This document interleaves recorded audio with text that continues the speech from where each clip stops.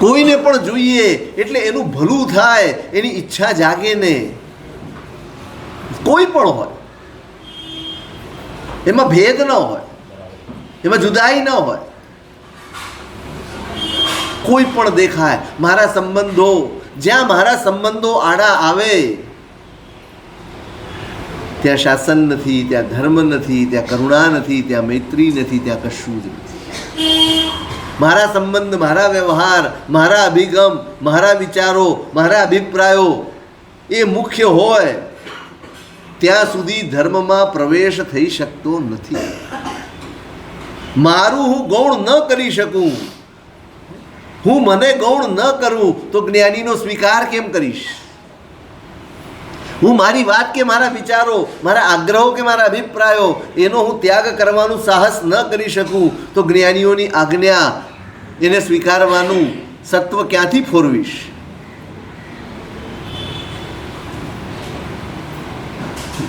મારું છોડી દેવાનું.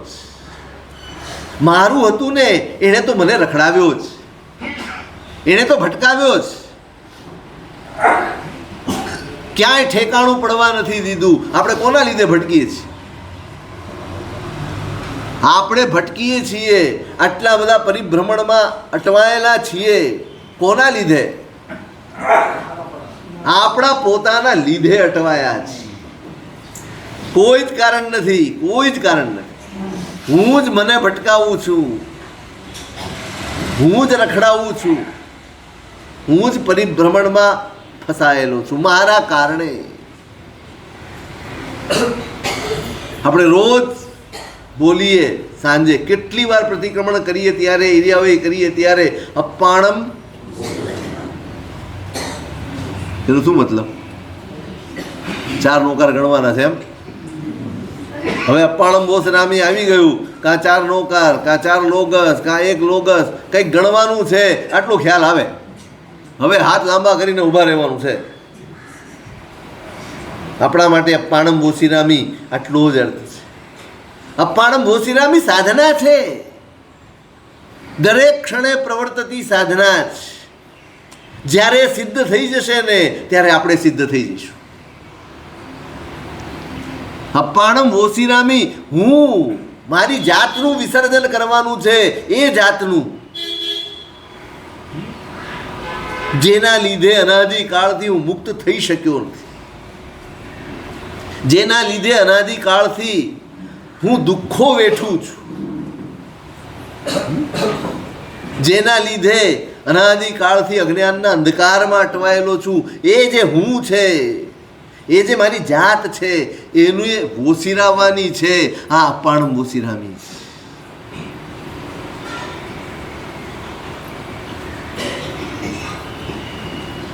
કેટલું સરસ!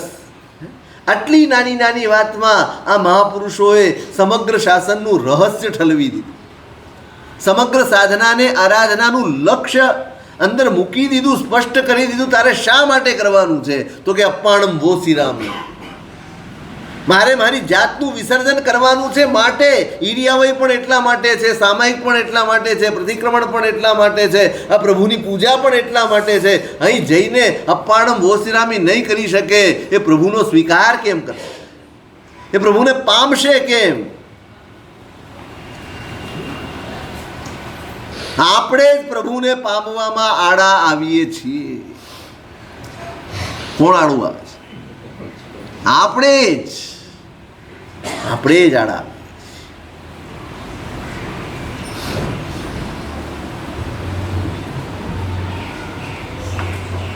જ્ઞાનીઓએ કરુણા કરી છે. હવે હું નહીં, હવે મારું નહીં, ધર્મનો પ્રારંભ અહીંથી છે. હવે હું નહીં. આપણે તો આપણો કક્કો ખરો રાખીને મારી ખીટી નહીં હલે, મારી ખીલી નહીં હલે, આપણો કક્કો ખરો રાખીને ધર્મ કરવો જ. ધર્મે સમર્પણની પ્રક્રિયા છે. આપણે આપણી વાતને પકડી રાખવાની છે, પછી જે કરવું હોય તે કરીશું, પણ હું સાચો.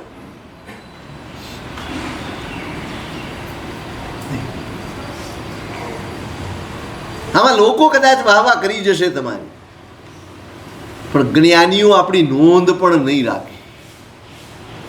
શાબાશીની વાત તો દૂરની છે, પ્રોત્સાહનની વાત દૂરની છે, જ્ઞાનીઓ નોંધ પણ લેતા નથી.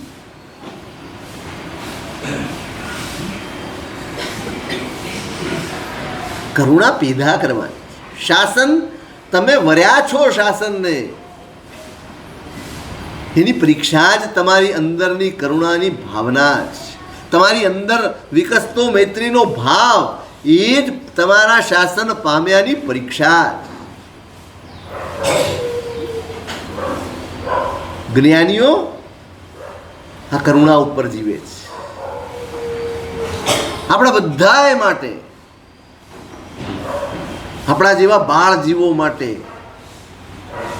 એમણે કેટલું કર્યું.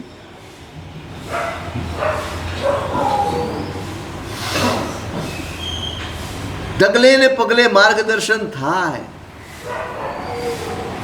આપણે સાચું પામી શકીએ એના માટેની ખૂબ જહેમત ઉઠાવી છે, ખૂબ મહેનત કરી છે, ખૂબ પુરુષાર્થ કર્યો છે. આપણે જ્ઞાનીઓના પુરુષાર્થને પોખવામાં ઊણા ઉતર્યા છે. તમે એમ નહીં માનતા કે 10 કરોડ બોલીને પ્રતિમા પધરાવી દઈએ એટલે પરમાત્મા આપણા જીવનમાં આવી ગયા. પ્રભુ પૈસાથી પામી શકાતા નથી. જ્ઞાનીઓને તમારી સંપત્તિથી કે તમારા પુણ્યથી પામી શકાતા નથી. એમના પુરુષાર્થને પોખવા હોય ને તો એમના વચનોને પકડીને ચાલવું પડે. આપણે સસ્તું ભાડું ને સિદ્ધપુરની જાત્રા શોધી કાઢી છે. સાહેબ, આપણા ભગવાન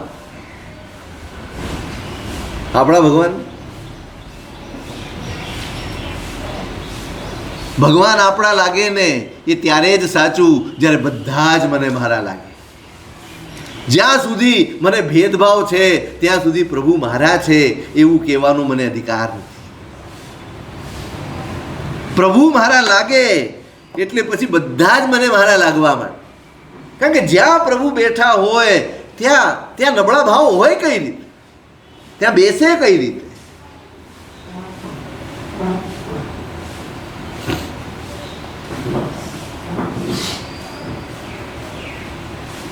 એમની આંગળી ઝાલવાની જ. મહાપુરુષોએ પુરુષાર્થ કર્યો છે, આપણા માટે કર્યો છે. આ બધું કેમ લખાયું છે? નામ કરવા માટે. એમને એ નહોતું કે હું કેટલું લખું છું, મેં કેટલા શ્લોક બનાવ્યા છે. એમને તો એક જ હતું, હું જે રસ્તે પામ્યો અને હું જે પામ્યો એ રસ્તો અને મંજિલ બંને આપણા જેવા બાળ જીવો પામી જાય ને એટલા માટે એમણે કલમ ચલાવી છે, એટલા માટે એમણે શાસ્ત્ર સર્જન કર્યું છે. એક બહુ સરસ મજાનો ગ્રંથ છે. અત્યારે ઘણા બધા દિવસ હતા, આપણે બહુ વહેલા છીએ એટલે અનઓફિશિયલ એમ કહેવાય ને. ઓફિશિયલ ગ્રંથ તો ચોમાસામાં વંચાય ને.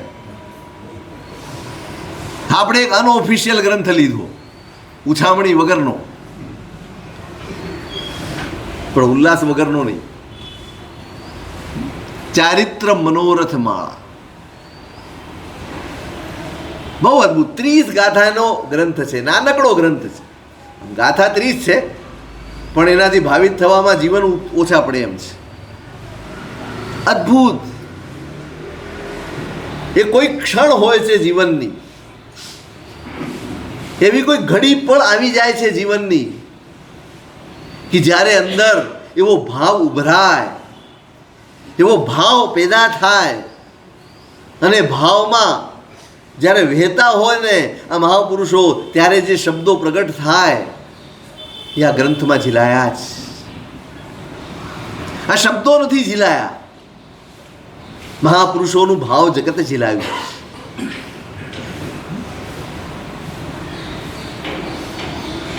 જે બદલવાનું છે ને તે આ છે. આપણે બધાએ જે બદલવાનું છે તે આ છે. આપણે પ્રવૃત્તિઓ બદલીને આપણું કામ સરી જશે એવી આશામાં બેઠા છે. પ્રવૃત્તિ બદલવાની છે, એ બદલવી નહીં પડે, આપોઆપ બદલાઈ જશે જો તમારો ભાવ બદલાઈ જશે. આપણે ભાવની માવજત કરવામાં ખૂબ ચૂક્યા છે, ખૂબ ચૂક્યા છે. આપણે આપણા ભાવ જગતની માવજત કરી જ નથી. જેટલી ચિંતા, જેટલી ખેવના તમને તમારા નવા કપડાં ગંદા ન થાય એની હોય ને, એટલી પણ ચિંતા આપણે આપણા ભાવ જગતની કરી નથી. સૌથી ઉપેક્ષિત કોઈ દુનિયા આપણી હોય તો એ આપણું ભાવ જગત છે. પૂછો પોતાની જાતને, પૂછો એકવાર અહીંયા હાથ મૂકીને પૂછો, આપણે આપણા ભાવ જગતને ની માવજત કરીએ છીએ ખરા? કપડાં ક્યારે ધો? હે મેલા ક્યારે થાય? ફરવા જાઓ ત્યારે જ થાય. ઘરમાં રોજ એક જ કપડાં પહેરો. કપડાં ક્યારે ધોવાય તમારા? તો એમ કહો ને, બહુ હોશિયાર વાણે. મારે જોકે શીખી જઈશ 15 દિવસમાં. સાચો જવાબ આપો ને ફટાફટ. કપડાં ક્યારે ધોવાય? રોજ ધોવાય. બસ આટલો જ જવાબ છે. મેલા થાય ન થાય તમે કાંઈ જુઓ છો? દિવસ પત્યો, કપડાં કાઢ્યા, મૂકી દીધા, ધોવાઈ જવા જોઈએ. તમારા ભાવ ક્યારે ધોવાય? ભાવની શુદ્ધિ ક્યારે કરો? ક્યારે બેઠા ખરા? આજે આખા દિવસમાં નક્કી કરો, સવારથી ઉઠ્યો, રાતનું તો આપણને ભાન હોય નહીં, પણ સવારથી ઉઠ્યો અને હવે આ પથારીએ આવ્યો ત્યાં સુધી હું કયા ભાવોમાં જીવ્યો, કેવા કેવા ભાવો સેવ્યા, કેવા કેવા વિચારો કર્યા, કેવા કેવા અધ્યવસાયો ઘૂંટ્યા. ક્યારેક તો બેસું, ક્યારેક તો કરો.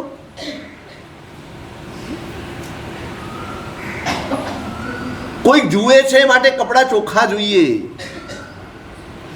જ્ઞાનીઓ સતત જુએ છે માટે હૈયું પણ ચોખ્ખું જોઈએ.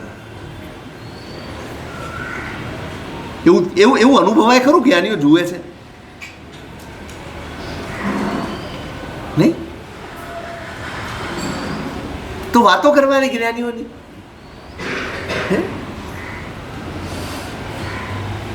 મને કોઈક જુએ છે માટે કપડાં જોઈએ વ્યવસ્થિત, ચોખ્ખા, કારણ કે કોઈની નજરમાં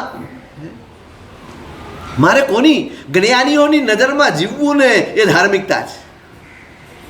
બીજી કોઈ ધાર્મિકતા નથી. સતત એ બોધ સાથે, સતત એ ભાવ સાથે જીવવું. જ્ઞાનીઓ મને જોઈ રહ્યા છે, જ્ઞાનીઓ એની દ્રષ્ટિ સતત અમારી ઉપર પડી રહી છે. કેવી રીતે જીવાય?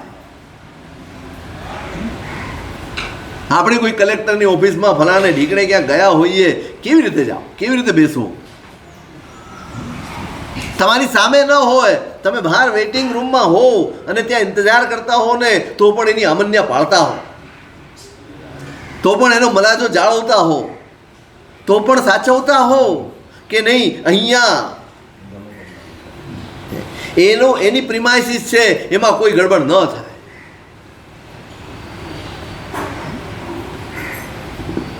આપણે 24 કલાક જ્ઞાનીઓની પ્રિમાઇસીસમાં છીએ. 24 કલાક. આ તમે લખો છો ને, સીસીટીવી લગાડ્યા પછી એ કંઈક લખે છે બહાર. શું લખે? તમે સીસીટીવીની અને નિગરાનીમાં હો એટલે શું રહે? સખણો રહે. એમાં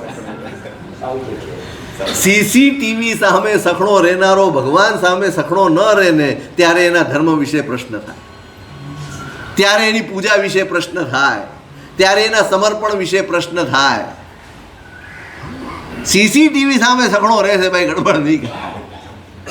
અરે પ્રભુની નજરમાં આવેલા છો ભાઈ, જ્ઞાનીઓની નજરમાં આવ્યા છીએ. ખરેખર તો ધન્યતા અનુભવાવી જોઈએ, ખરેખર તો આનંદ થવો જોઈએ, ખરેખર અહોભાવ પેદા થવો જોઈએ. કોની નજરમાં છીએ? કોણે નજર કરી છે? પેલા ઉપમિતિ ભવ પ્રપંચા વાંચો ને, એના પ્રારંભમાં જ પેલા ભિખારીનું વર્ણન કર્યું છે. ભિખારી એટલે બીજું કોઈ નહીં, આપણે આજે નો કહેવાય આપણને, પણ આપણી દશા જ્ઞાનીઓની દ્રષ્ટિએ ભિખારીથી વધારે કાંઈ નથી. એનું વર્ણન તમે વાંચો તો તમને ચિતરી ચડે. અને કરતા કરતા એમ લખ્યું છે કે ત્યાં આવ્યો અને મહેલ ઉપર સુસ્થિત રાજા છે અને એની દ્રષ્ટિ પડી. એ દ્રષ્ટિ એમની પડીને એ પણ ધન્ય પળ ગણાય છે. એ ધન્ય પળનો ઉત્સવ હોય, અંદર આનંદ હોય, આમ ઉમંગ હોય, ઉલ્લાસ હોય. દેરાસરમાં આવીએ, કોની નજરમાં આવ્યા છો? કોની? પછી કોઈ મને જુએ છે કે નહીં, કોઈ મારી નોંધ લે છે કે નહીં, ક્યાં મન જાય, કેવી રીતે જાય? ત્રણ લોકનો નાથ એની નજરમાં હું આવ્યો, ત્યાંથી ખસવાનું મન કેમ થાય? ત્યાંથી હલવાનું મન કેમ થાય?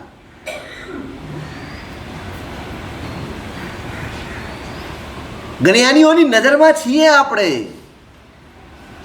સામાન્ય લોકો માટે આપણને એમ હોય કે મારા માટે એમનો અભિપ્રાય બદલાઈ જશે, કંઈક મારા માટે કંઈક કહેશે તો ક્યાં કેવો લગર વગર રહેશે, ક્યાં કેવી રીતે રહે છે આ, તો આપણને જરાક ઓછું આવી જાય. કોઈ એમ કે આ ભાઈ વ્યવસ્થિત નથી રહેતો, આના કપડાં તો જુઓ, કાંઈ મેચિંગ નથી, આમ નથી, આપણને વિચાર આવે. અને એવા સામાન્ય જીવો માટે આપણે વ્યવસ્થિત રહીએ છીએ, તો જ્ઞાનીઓ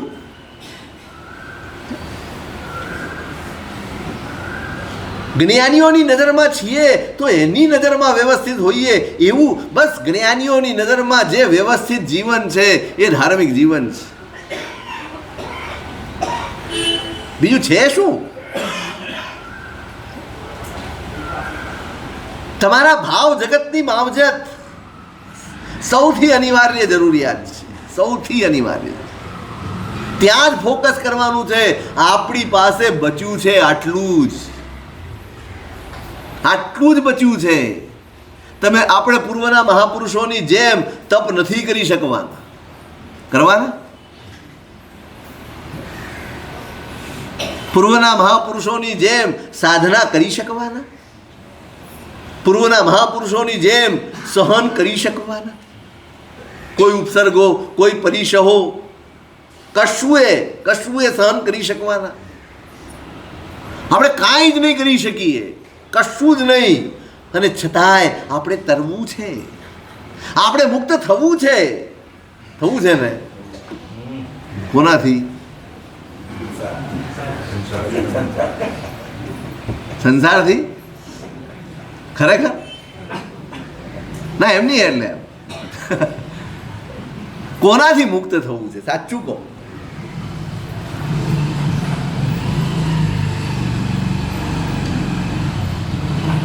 થવું છે. ભલે કાંઈ નથી, ભલે પાંચમો આરો છે, ભલે સંઘાણ નબળું છે, ભલે બધું જ પડતો કાળ છે. હું ને તમે આપણે એવું વિચારીએ છીએ પડતો કાળ છે. આપણને તો કલિકાલ સર્વજ્ઞનો એક સહારો મળ્યો છે. એમણે આપણી અંદર જોમ પ્રગટે ને એવી વાત કરી છે. યુગાંતરેષુ ભ્રાંતોસ્મિ ત્વદ્દર્શન વિના કૃતઃ. પરમાત્માને ઉદ્દેશીને કહ્યું છે, ભગવાન દરેક યુગમાં ફર્યો છું. સતયુગમાં ફર્યો છું, ત્રેતા યુગમાં ફર્યો છું, દ્વાપર યુગમાં, કોઈ યુગ બાકી નથી. રખડપટ્ટીમાં કયું યુગ નહીં આવ્યું? બધા જ યુગ આવી ગયા, બધે જ ફર્યો છું.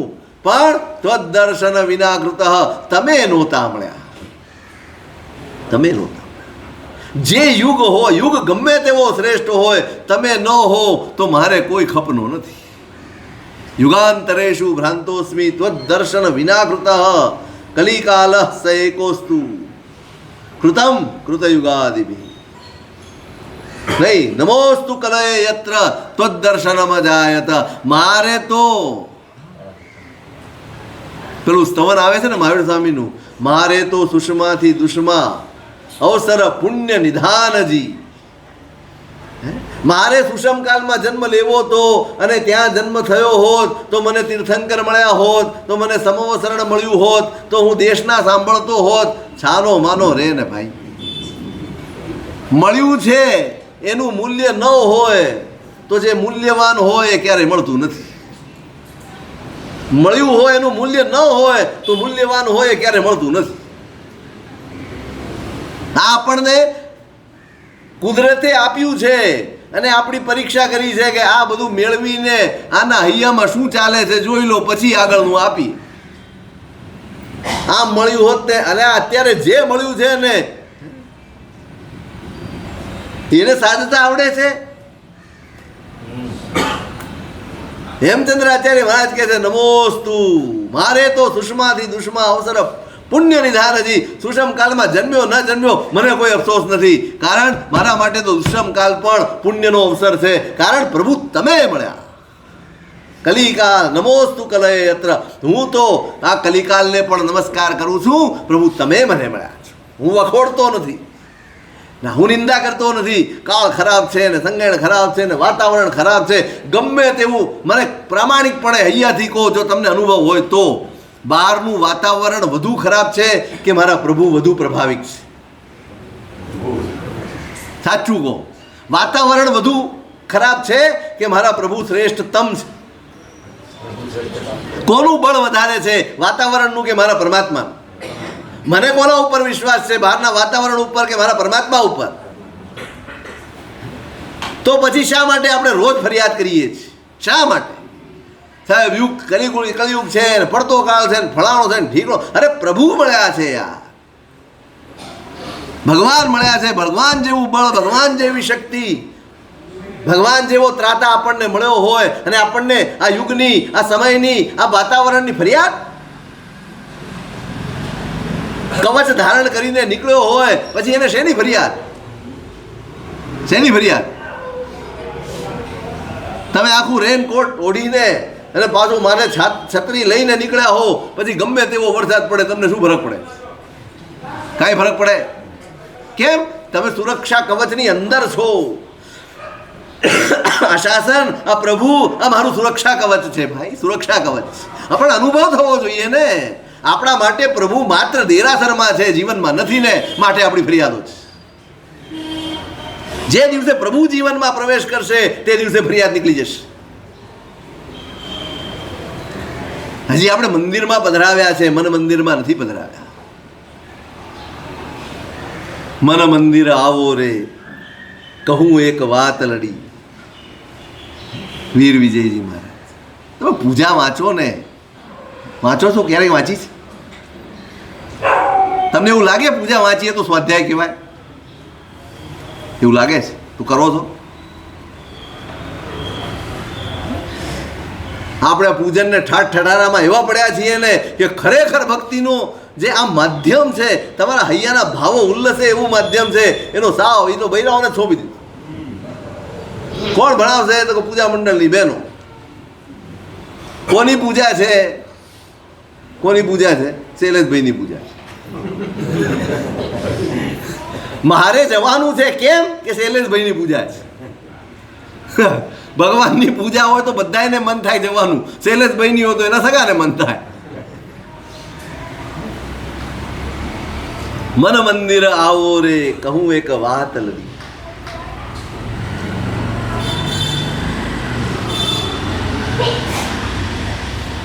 મારે એટલું જ કહેવું છે, જ્ઞાનીઓની પ્રભુની નજરમાં આવ્યા. પ્રભુ નહીં ફરિયાદ, ફરિયાદ કાઢો, નબળા ભાવો જ કાઢો. નમોસ્તુ કલિકાલને નમસ્કાર કર્યા છે, કલિકાલ સર્વજ્ઞને નમસ્કાર કર્યા છે. નમોસ્તુ કલયે યત્ર ત્વદ્દર્શનમ અજાયત. હું કલિકાલમાં જન્મ્યો છું ભગવાન, પણ હું એને નમસ્કાર કરું છું કે એના લીધે મને તમારા દર્શન થયા. તમારા દર્શન થયા છે માટે કલિયુગ પણ મને સ્વીકાર્ય છે, મને ફરિયાદ નથી.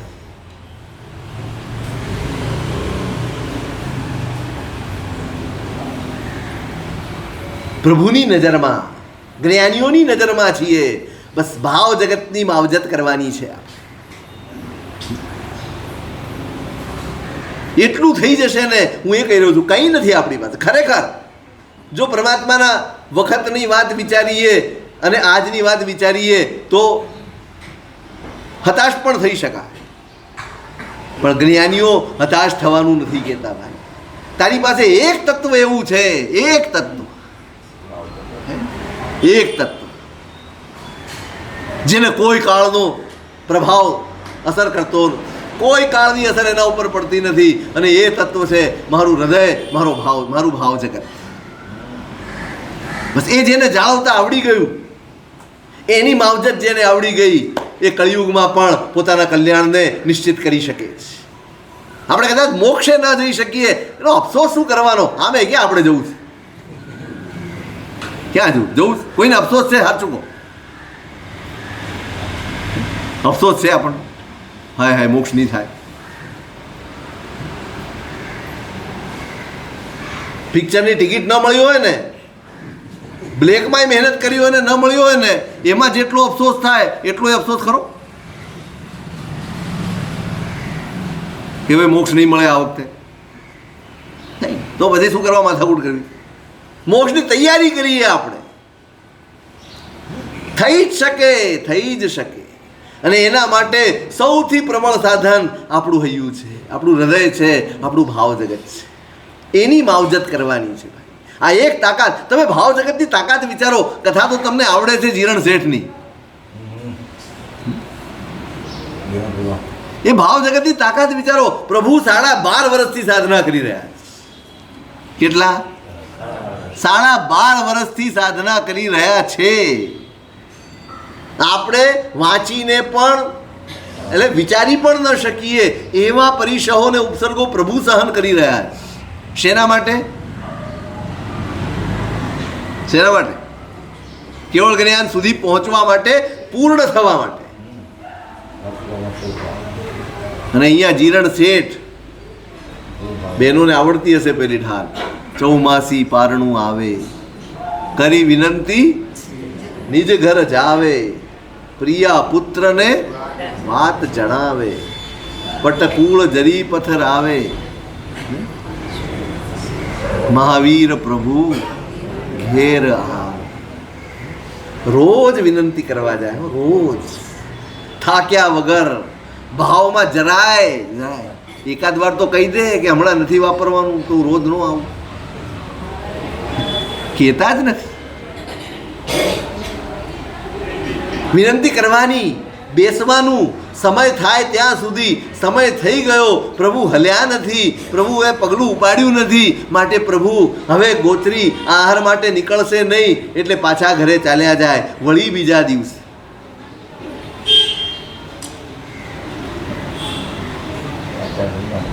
4 મહિના વિનંતી કરી.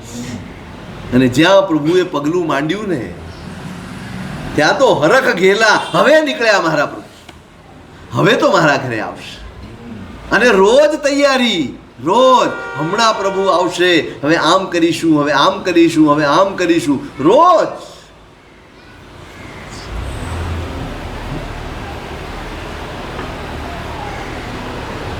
પ્રભુ નીકળ્યા પણ ત્યાં ન પહોંચ્યા.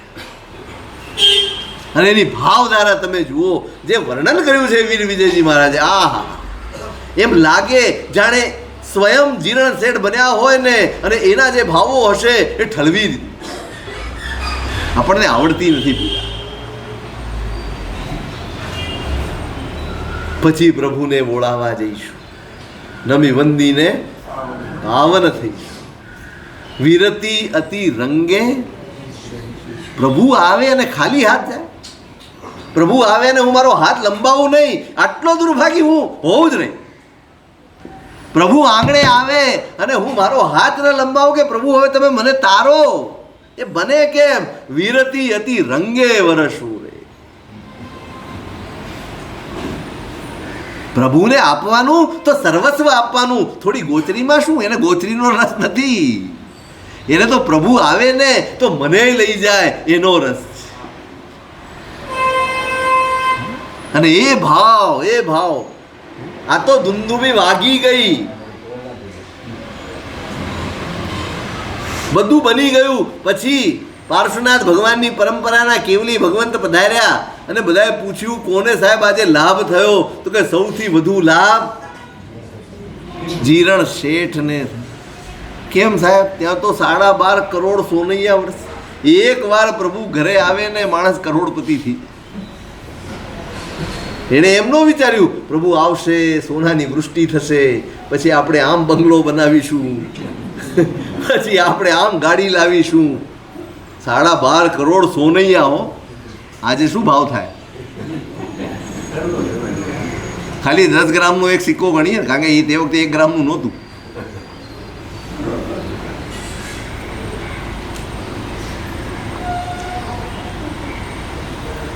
તમે સમજો ભાવ જગતનું મૂલ્ય સમજો. પ્રભુ કરતા પહેલું કેવળ જ્ઞાન જીરણ શેઠને થઈ ગયું હોત, પરમાત્મા કરતા પણ પહેલા.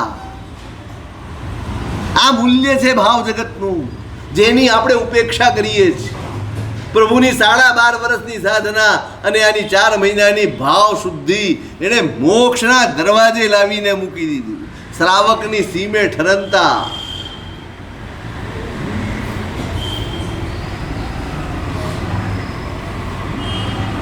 આટલું જ કરી લેશો ને ભાવ સાર્થક થઈ જશે, લેખે લાગી જશે.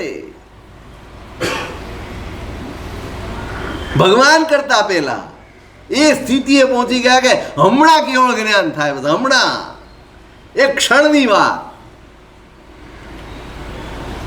હા, તાકાત છે ભાવ, નહીં બગડવા દો. આ ગ્રંથો, આ શાસ્ત્રો એ આપણા ભાવોની માવજત માટેના શાસ્ત્રો છે. આ માત્ર કાંઈ ક્રિયાઓ કાંડમાં પ્રવર્તાવવા માટેના શાસ્ત્રો નથી. તમારા ભાવ જગતની માવજત આ મહાપુરુષોએ કરી છે. ભાઈ આટલું જાળવી લે, તારું બધું કામ થઈ જશે. ભાવ બદલી નાખ. જે ભાવોએ રખડાવ્યો છે, જે ભાવોએ આપણા ધર્મને પણ ધોઈ નાખ્યો છે, જે ભાવોએ આપણી કરેલી મહેનત ઉપર પાણી ફેરવી દીધું છે, એમાંથી બહાર આવી જાઓ, એમાંથી બહાર.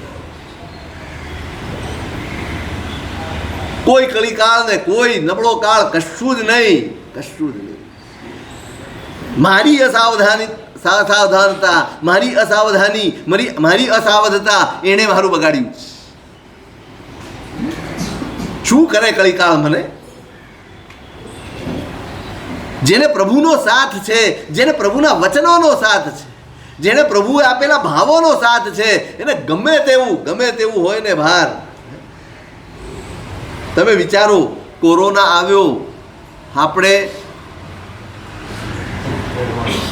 ઘરમાં રહ્યા, શું કહેવાયું એને? હે, લોકડાઉન થયું. કેમ થયું? એટલા માટે થયું કે આપણી ક્ષમતા નહોતી કોરોના વાયરસને ઝીલી લેવાની, જીરવી લેવાની તાકાત નહોતી. અત્યારે કોરોના ગયો નથી? ગયો નથી. તમારી ક્ષમતા વધી ગઈ છે. શું થયું છે? તમારી ઇમ્યુનિટી એટલી પહોંચી ગઈ છે કે હવે કોરોના વાયરસ લાગે ને તો પણ સામાન્ય શરદી થઈને મટી જાય છે. હા, એ માનતા નહીં ચાલ્યો ગયો છે. બ્રહ્મા નો જીવતા. કશું જતું નથી આ સંસારમાં, બધું સ્થાયી છે, જે આપણે માનીએ છીએ ને. બસ આ જ તમારા ભાવ જગતની શુદ્ધિ તમે મેળવી લો. આ બધા ગ્રંથો, શાસ્ત્રો, વાતો, આ પ્રભુના વચનો, એનો સહારો લઈ લો. દુનિયાની કોઈ તાકાત તમને હલાવી ન શકે. કોઈ તાકાત નથી દુનિયામાં, કોઈ તાકાત. રૂના ગમે તેટલા ગોડાઉન હોય, બાળવા માટે શું જોઈએ? ખાલી દિવાસળી. તમે આમ સામે 50 ગોડાઉન હોય, એ બી ઠસો ભરેલા હોય, અને તમે માચીસ લઈને ઊભા હો. કોઈ એમ કે આટલી માચીસથી શું થાય? થઈ જાય 50 ગોડાઉન પતી જાય. આટલી જ જરૂર છે. ભાવ જગતની આ તાકાત છે ભાઈ. કેટલા જન્મોની અસ્થિરતા છે, કેટલા ભવોની ચંચળતા છે, કેટલા ભવોના સંસ્કાર છે. કશું ગણવા નથી બેસવાનું. અનાદિકાળનું છે, અનંત કાળનું છે. એના હિસાબ કિતાબ ન હોય, બાળવા જ માંડવાનું હોય. પણ એ તાકાત તમારા ભાવ જગતની છે. ભાવ જગતની શુદ્ધિની એ તાકાત છે. એક ક્ષણમાં કોટી ભવોના પાપ, કોટી ભવોના સંસ્કાર બળીને ખાખ થઈ જાય. આલંબન તો લો, આધાર તો લો, અનુભવ તો કરો. તમારી જાતને ભાવ દશામાં રાખવાની મહેનત તો કરો. તણાઈ જઈએ છીએ, તણાઈ. કશું જોયું નથી, કશું ગમ્યું નથી અને ઘૂંટવાનું ચાલુ થયું, કશું અણગમતું આવ્યું નથી અને મનમાં દ્વેષ જાગ્યો નથી ને આપણે ઘૂંટ્યું નથી. બસ બે જ ભાવો આપણે ઘૂંટીએ છીએ, એક રાગનો ને એક દ્વેષ, એક રાગનો ને એક દ્વેષ. ત્રીજો કોઈ ભાવ જ નથી, છે પણ નહીં. દોહિમ બંધણેહિમ રાગ બંધણેણમ દોષ બંધણેણમ. બે જ બંધન છે, એક રાગનું અને એક દ્વેષનું. એ જ ભાવોમાં એમાંથી બહાર આવવું. આ બે ભાવોએ આપણો ધર્મ, આપણી આરાધના, આપણો પુરુષાર્થ, આપણી ક્રિયા બધું જ નિષ્ફળ કરી દીધું છે. બધું દળીને ઢાંકણીમાં એના જેવો ખેલ રચાયો. નિશ્ચિંત રહેવા જેવું નથી, ચિંતા કરવા જેવી છે, જાગવા જેવું છે. અને એ ભાવ જગતની માવજત થાય. આપણું હૈયું, તમે વિચારો તો ખરા, કરુણા તો વિચારો. શું ભાવશો એ મહાપુરુષોએ આપી દીધું. તમારે એ મહેનત નથી કરવાની. ભાણું પીરસેલું છે પણ મારી ઊંઘ ઉડતી નથી, મારો પ્રમાદ જતો નથી, મારી આળસ દૂર થતી નથી, મારી ઉપેક્ષાનો ભાવ ટળતો નથી. કેવી વિડંબના છે આ! બધું જ પીરસેલું તૈયાર છે. આ 30 ગાથામાં જે અદ્ભુત ભાવ ભર્યા છે, બસ આમ હજો, ક્યારે મારા જીવનમાં હોય, ક્યારે હોય, દરેક ગાથામાં છે. આ હું ક્યારે કરું, આ હું ક્યારે કરું, આ હું ક્યારે કરું. બસ ચારિત્ર મનોરથ માળા. શેના મનોરથ કરવાના છે? કરવા છે.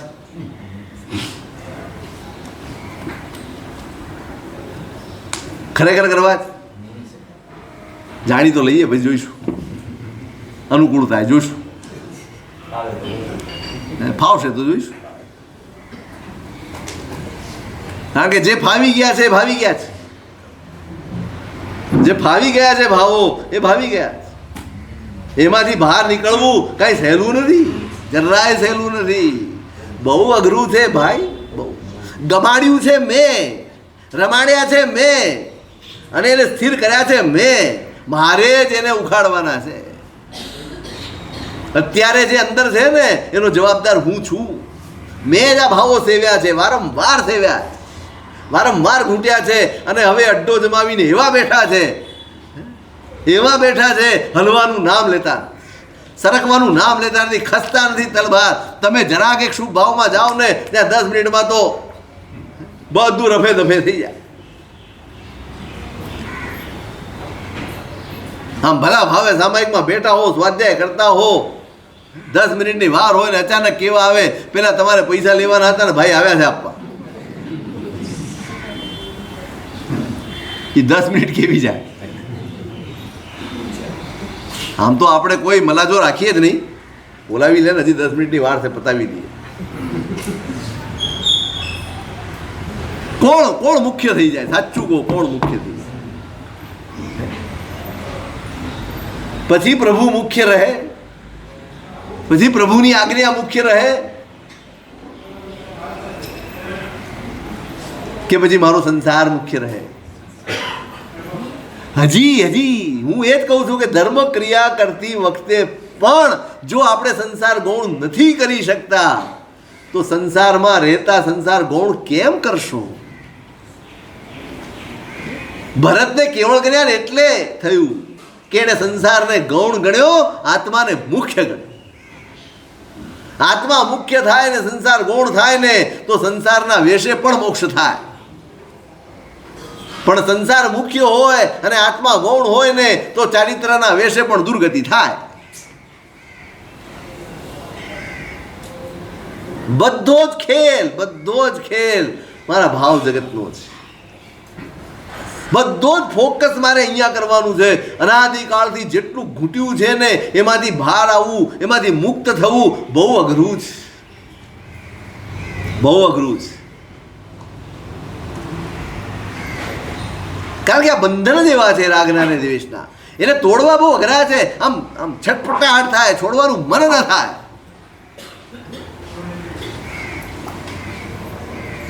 પેલો ભમરો છે ને, લાકડું કોરી ખાશે, લાકડું છે ને એને છેદી દેશે, આર પાર કરી દેશે, ફૂલને નહીં છેદે. કેમ? હવે લાકડું જે પોતાના મોઢાથી કોતરી કોતરી કોતરી કોતરી અને લાકડાની આરપાર જઈ શકતું હોય, એ ફૂલમાંથી નીકળી શકે ખરો કે ના નીકળી શકે?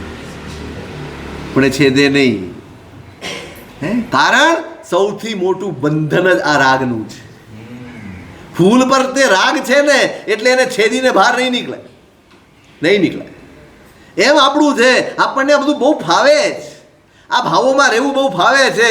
એટલે આ ભાવમાંથી, ધર્મના ભાવમાંથી તુરંત બહાર આવી જઈએ અને સંસારનો ભાવ, એમાંથી બહાર આવવામાં આપણને નવનેજા પાણી ચડે.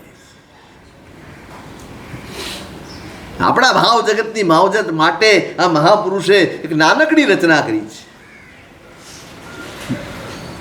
કેસિંચી સૌન્નાણમ સંવેગ રસાયણમ પવન્નાણમ ઉત્તમ ગુણાણુરાયા સત્તાણમ ફુરઈ ઈય ચિત્તે. કોઈક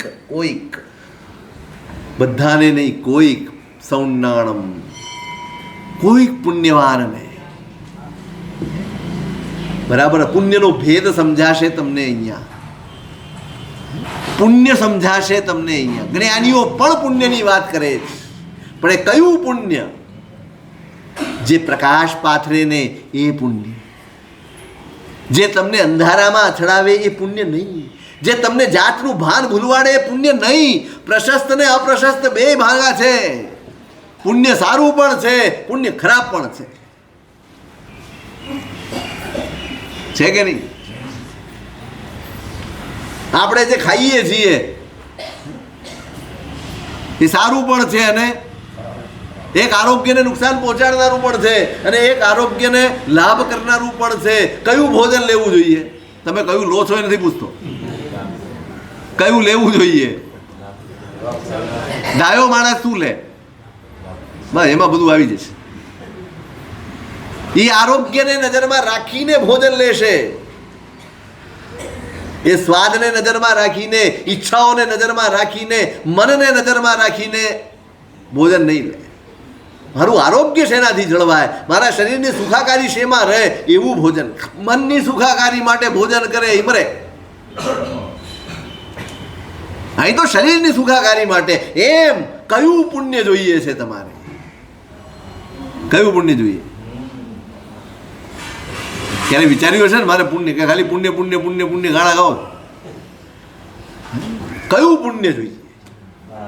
બહુ સાવધ રહેજો. પુણ્યથી સૌથી વધુ સાવધાન જો કોઈ તત્વથી રહેવા જેવું હોય ને તો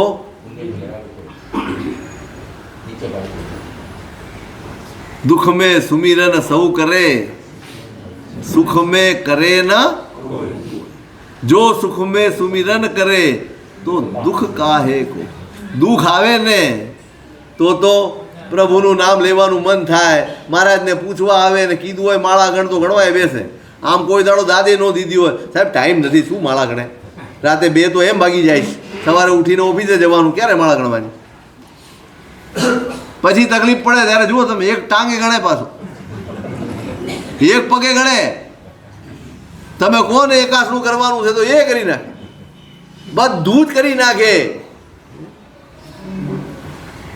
તકલીફ આવે ત્યારે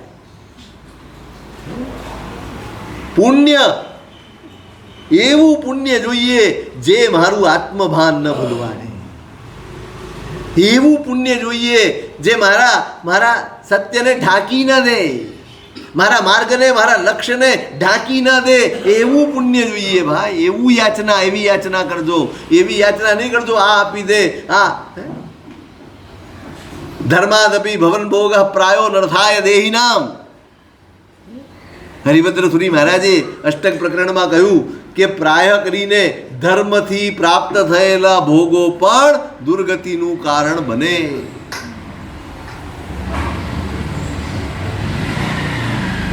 માગતા પહેલા ચેતજો, માગતા પહેલા એટલું નક્કી કરજો કે જે માગો છો એ પચાવવાની તાકાત છે. શાલીભદ્રની પેટી જોઈએ ને તમારે? સાચું કહો છે, જોઈએ છે ને? કોઈ ના પાડી શકે? પચાવી શકો ખરા? કેટલી પેટી પચાવી શકો? કેટલી?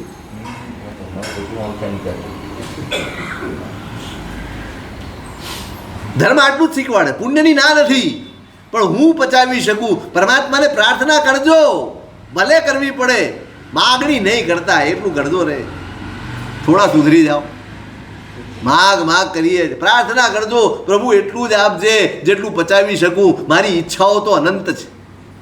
મને તો ભાન નથી, મને તો વિવેક નથી, મારામાં તો સમજણ નથી, એટલે હું આવીને ગાણા ગાઉં, મારે આ જોઈએ ને મારે તે જોઈએ. મને પચે એવું હોય અને હું એને જીરવી શકું એમ હોય ને તો જ તમે આપજો, બાકી આપતા જ નહીં. બોલી શકો? સાહેબ અમારે તો પાર્સના દુકાન હાજર હજુર. કેમ હાજર હજુર? જે ઈચ્છીએ તે થાય માટે. હો, જો નો થાય તો હાજર હજુર નહીં. જે થાય છે એમાં પ્રભુની કૃપા અનુભવાય ને તો તમે પ્રભુ પામ્યા છો એમ કહેવાય.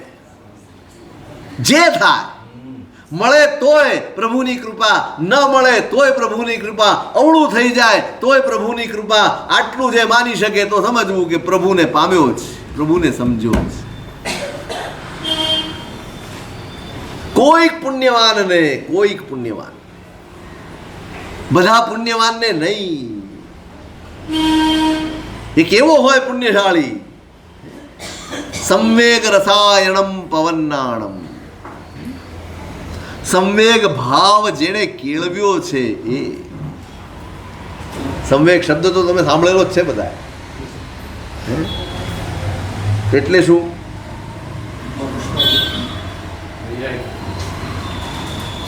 પરફેક્ટ જોઈએ ભાઈ. સુખ અને દુઃખ રૂપી સંસાર, એનાથી વિરક્તિ અને મોક્ષની અભિલાષા બંને ભેગા થાય એનું નામ સંવેગ છે. ભવ વૈરાગ્ય અને મોક્ષનો અભિલાષ બંને.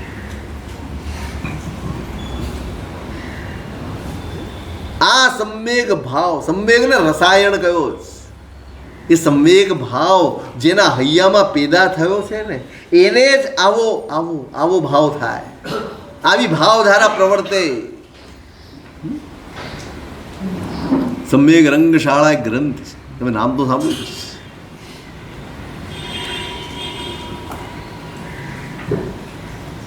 તમને વાંચવાનું તો કહેવાય નહીં ને?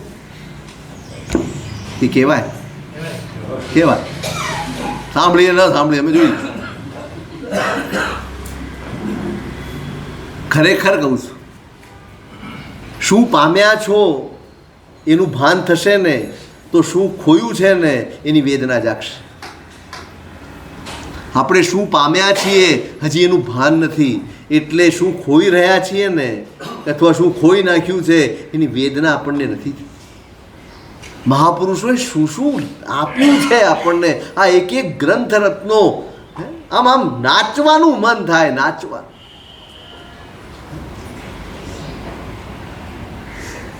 તમે પેલી હરિહંત વંદનાવલી બોલો છો, એવા પ્રભુ હરિહંતને પંચાંગ ભાવે હું નમું.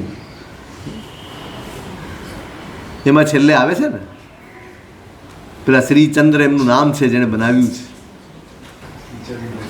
હે શું આવે છે? કડી મને નથી આવડતી. હા, શ્રીચંદ્ર નાચ્યો ગ્રંથ લઈને. એ ગ્રંથ જ્યારે મળ્યો, ખાલી આ વાંચ્યું ને એને પરમાત્માના સ્વરૂપને, તો માથે લઈને નાચ્યા. આમ ખજાનો મળી ગયો હોય ને, અને એના કરતાં પણ અનેક ગણો આનંદ એના હૈયામાં ઉભરાય. આમ નાચે. આ બુટેરાયજી મહારાજ, આ વૃદ્ધિચંદ્રજી મહારાજ, આ મૂલચંદજી મહારાજ બધા આવ્યા ને સ્થાનક પરંપરામાંથી અહીંયા આવ્યા તે વખતે, એ જમાનામાં. અને જ્યારે ભાવનગર પધાર્યા ને તો ત્યાં પ્રતિમા શતક નામનો ગ્રંથ હતો ઉપાધ્યાયજી મહારાજ. એ ગ્રંથ વાંચ્યો ને એ લઈને નાચ્યા છે મહાપુરુષ. પ્રભુ ઓળખાયા છે, પ્રભુની સાચી ઓળખાણ થઈ છે.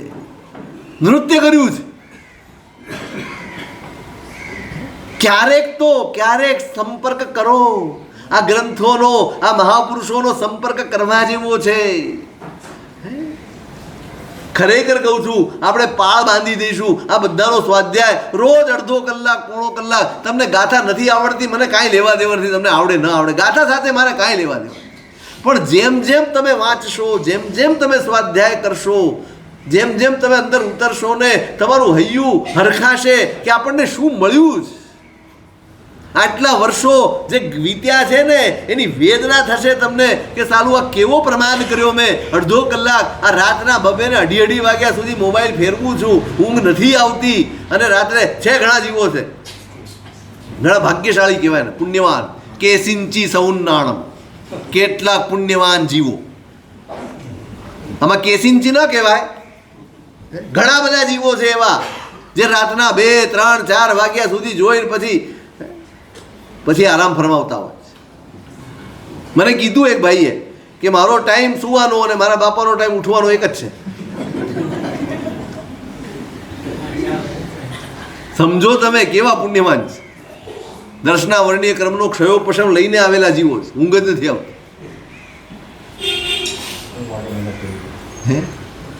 કિંમતી ક્ષણો, કિંમતી જીવનની કિંમતી ક્ષણો, જેમાં આમ વૈભવથી છલોછલ થઈ જવાય એવી ક્ષણોને આપણે શેમાં વેડફીએ? કેવી તુચ્છ વાતોમાં, કેવા સામાન્ય હલકા એન્ટરટેનમેન્ટમાં આપણને શું મળે છે? ક્યારેક તો તમારી જાતને પૂછો, આમાં મળ્યું શું મને? મારા જીવનને સ્પર્શે, મારા આત્માને સ્પર્શે, મારા ભાવને સ્પર્શે, મારા મનને સ્પર્શે, મને બદલે એવું શું મળ્યું? વેદના થશે, પીડા થશે, અંદર આમ આંખો ભરાઈ આવશે કે સાલું હું જ મારું અહિત કરી રહ્યો છું, હું જ મારું બગાડી રહ્યો છું, હું જ મારો દુશ્મન થયો છું.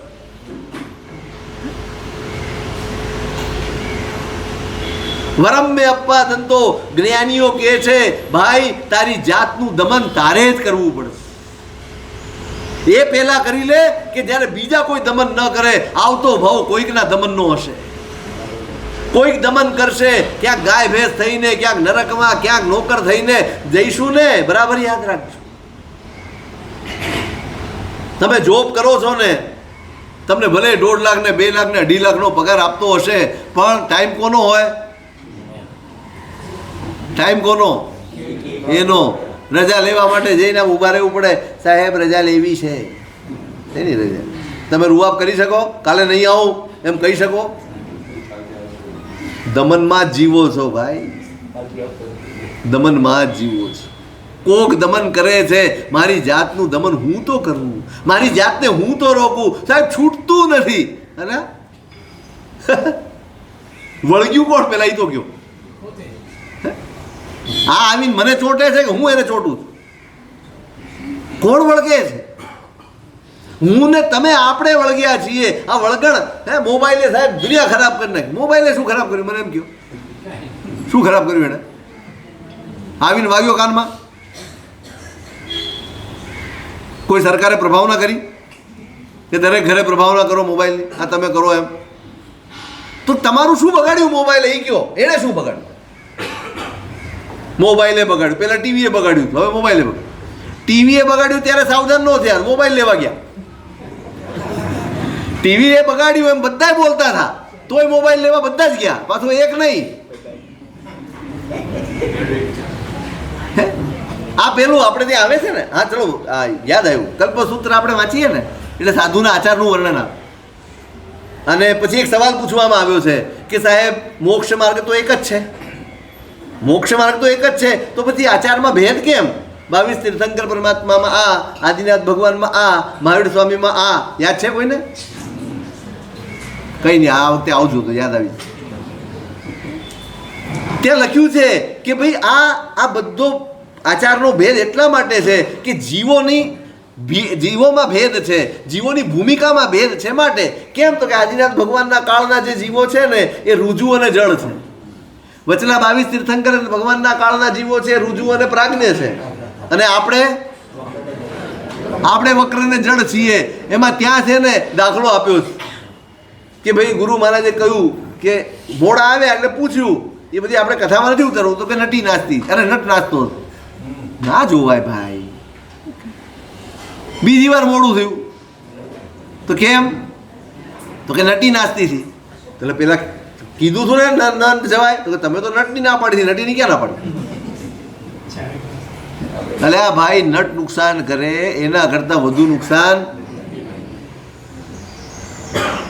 હા હાલત છે. ટીવીએ નુકસાન કર્યું તો ઘરમાં જ રહે, હાથમાં લઈને ફરી ન શકો. એના કરતાં વધુ નુકસાન કોણ કરે? તો તે વખતે તમે ગાણા ગાતા હતા, ટીવી આમ કરી નાખ્યું, ટીવીએ ફલાણું કરી નાખ્યું, ઘણા તો સ્મશાન યાત્રા કાઢી. એ જ લોકો અત્યારે એક મોટો મોબાઈલ લાવે તો કેટલી પાર્ટી કરે એની પાછી, અનર્થ લાવે અને પાર્ટી કરે. જે ટીવીથી નુકસાન થતું હતું એના કરતાં વધુ નુકસાન મોબાઈલથી થઈ રહ્યું છે, છતાંય આપણે એને આમ હરખે આનંદથી એને વરીએ જ. વરવાળા લઈને ઊભા છે બધા. દર 6 મહિને બદલાઈ જાય. 6 મહિના તો હવે બહુ લાંબા કહેવાય. કોણે બગાડ્યું? કોણે બગાડ્યું? આટલો સમય તમારી પાસે છે, કોણ કહે છે કે મારી પાસે ટાઈમ નથી? મૂળ ભાવ જગતને માવજતની વાત છે. એટલે હવે એનું વિશેષ સ્વરૂપ તે અધિકાર વર્તમાન જો.